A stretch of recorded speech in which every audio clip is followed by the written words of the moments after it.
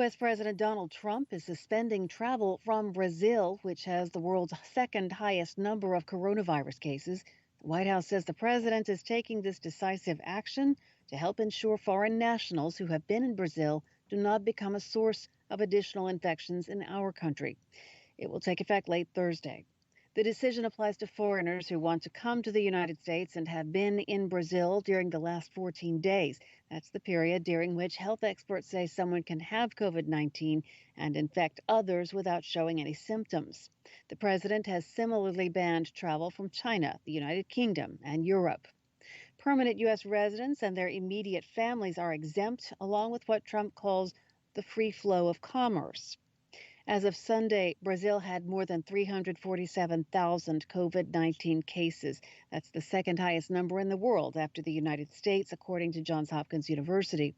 Brazil's far-right president, Jair Bolsonaro, has for months played down the seriousness of the coronavirus, urging businesses to reopen and dismissing many social distancing recommendations. He's brushed off the virus as nothing more than a little flu and says a wrecked economy will kill more people than the illness. He has called Brazilians worried about the coronavirus neurotic. But some Brazilian healthcare experts warned that the system to treat people is falling apart and that the number of victims has yet to peak. They also say the death toll among the country's indigenous population is twice that of everyone else. As the toll of U.S. coronavirus victims nears 100,000, the New York Times on Sunday printed a front page filled only with the names of people who died from the virus. It's Memorial Day weekend, when Americans usually remember people who died in military service. This is VOA News. An earthquake struck near New Zealand's capital Monday morning, shaking many residents, including Prime Minister Jacinda Ardern, who continued with a live TV interview at the Parliament building. A 5.8 magnitude earthquake was 37 kilometers deep. The epicenter was 30 kilometers northwest of Leven, a city on New Zealand's North Island. New Zealand lies on the seismically active Ring of Fire. It's a 40,000-kilometer arc of volcanoes and ocean trenches girdling much of the Pacific Ocean. The corruption trial of Israeli Prime Minister Benjamin Netanyahu got underway on Sunday. Netanyahu's trial began with renewed accusations by the prime minister that police and prosecutors have launched a conspiracy to depose him. He's the first sitting Israeli prime minister to face criminal charges. Those charges include fraud, breach of trust, and accepting bribes. He's also been accused of offering regulatory changes to a media mogul in exchange for favorable coverage. Netanyahu's the head of the right-wing Likud party. He has denied all the charges and has called the trial a left-wing witch hunt. Upon arriving at the courthouse Sunday, he reiterated claims that the charges against him are part of what he called a deep state conspiracy. Critics have said his claims undermine Israel's democratic institutions.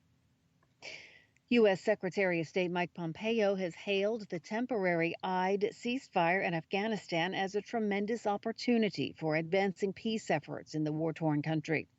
The Taliban insurgency announced the truce just hours before the three-day Eid al-Fitr festivities began Sunday, marking the end of the Islamic fasting month of Ramadan. Afghan President Ashraf Ghani swiftly reciprocated by ordering government forces to cease fighting during the holiday. He also initiated a process to release up to 2,000 Taliban prisoners. We have worked hard to achieve this moment, Pompeo said Sunday, while welcoming the break in Afghan hostilities that have killed and injured hundreds of people in recent weeks. The chief U.S. diplomat underlined the need for the Afghan government and Taliban leaders to desist from escalating violence after Eid and instead expedite the prisoner exchange to urgently move to intra-Afghan peace negotiations. Washington may impose sanctions on China over a new proposed law on security in Hong Kong. That's according to White House National Security Advisor Robert O'Brien.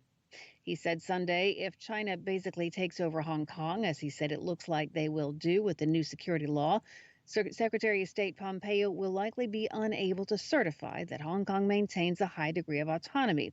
O'Brien spoke on NBC's Meet the Press on Sunday morning. He said if that happens, there may be sanctions. Via remote, I'm Marissa Melton.